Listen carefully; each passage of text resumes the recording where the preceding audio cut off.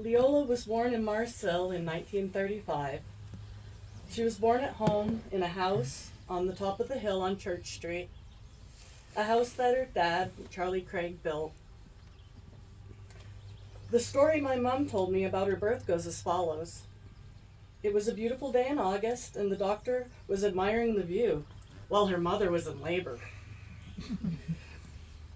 She only weighed 3 pounds, and nobody thought she was going to make it. She had been placed on a chair, and the bedding to be laundered had been tossed on her.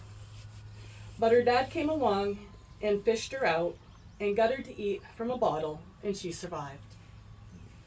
Like any story our parents tell us, or their parents told them, we can never really know how much was embellished or what exactly took place. But that story represented 2 strong beliefs for Mom. That she might have been tiny when she was born, but she was tough and a survivor. And her dad was her hero and meant the world to her. One of her earliest memories as a little girl was not being able to sleep on Christmas Eve. She was afraid that Santa wasn't going to come. She said her dad came and carried her downstairs, and there was a doll in a white dress sitting on a wooden snow sled. She described how pretty the Christmas tree lights were, and that her dad carried her back up to bed, and then she could sleep. She had a pony named Beauty as a little girl. Mom could find the light even in the darkest of times. She told me that when the pony died, they had a boarder staying with them, and that gentleman buried the pony before she woke up, so she wouldn't have to see the pony's body, so she could remember Beauty the way she was when she was alive. She would reminisce that her mom taught her how to bake and said that the sign of a good baker was to clean up after themselves. And the same lesson my mom taught me. Of course, I'm pretty sure everyone just wanted the kitchen cleaned up. Her dad would rock her and sing hymns and say her prayers with her before bed each night. My mom would play hymns on the piano, and play hymns on the piano for us and help us say our prayers before bed. Mom always spoke fondly about her childhood and growing up. She remembered picking strawberries, babysitting, playing basketball, and going to dances. She remembered playing the violin while another girl played the piano at the Baptist church. She was especially fond of her horse, Sonny Boy. As much as she loved Sonny Boy, she loved my dad more, and found a new home for Sonny Boy so she could marry Dad. Mom married Dad 2 days after graduating high school, and they moved to Connecticut 2 days after that. And that's brave for my mom. She was a quiet person from a small hometown, so that's quite the adventure for her. When it came time to have a family, they moved back to Aroostook County. Steve is the oldest. Then Linda came along, and as a surprise, many years later, they had me. She was a great mom in that she loved each of us for who we were. Mom had a lot of patience. I remember at one point in my childhood having her kiss each of my over 20 stuffed animals on my bed before I would go to sleep. My dad loved Mom, but he wasn't always the easiest person to live with. But Mom, marriage was a commitment, and she was a good example of staying with someone during the good times and the difficult times. She worked in the mailroom at Burrell's in Presque Isle for over 23 years. She often got Employee of the Month, and I remember reading one of the Burrell's newsletters that said how Mom was hardworking and would help anyone who needed it, and that she didn't gossip, with an exclamation point after it. When Dad died and Mom came down with dementia, she lived for a few years at Leisure Gardens. Even with dementia, she was still kind and made many friends there. She could still play over 50 songs by ear on the piano and had her own little fan club down in the dining room where she played. My mom's dementia got more severe, and COVID regulations started making Leisure Gardens a less ideal place to live. We turned our dining room into a bedroom and brought Mom home to live with us. Over the last 6 years, we have had many wonderful moments and difficult times, but we wouldn't trade the time we have gotten to spend with her for anything. A year and a half ago, Mom had a stroke that left her bedridden. My husband and oldest son, Wesley, made it possible for her to stay living with us.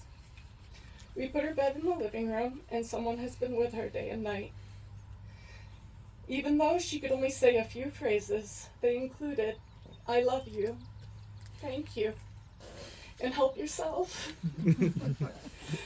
Even in the final moments of her life, she was still thinking of others. And we'll miss her very much.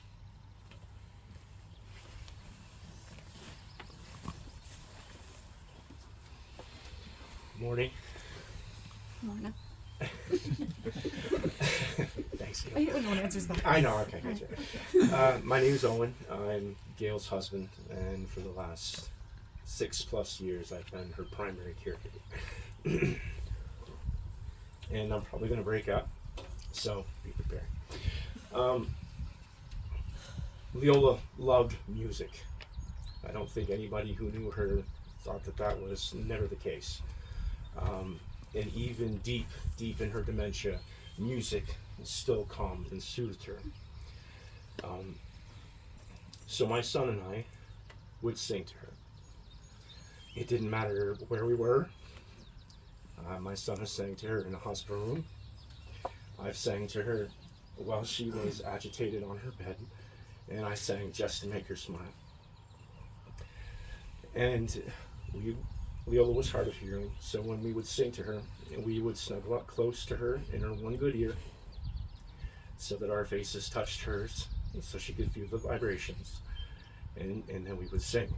I'm going to try to sing one last time for her. I'll probably break up.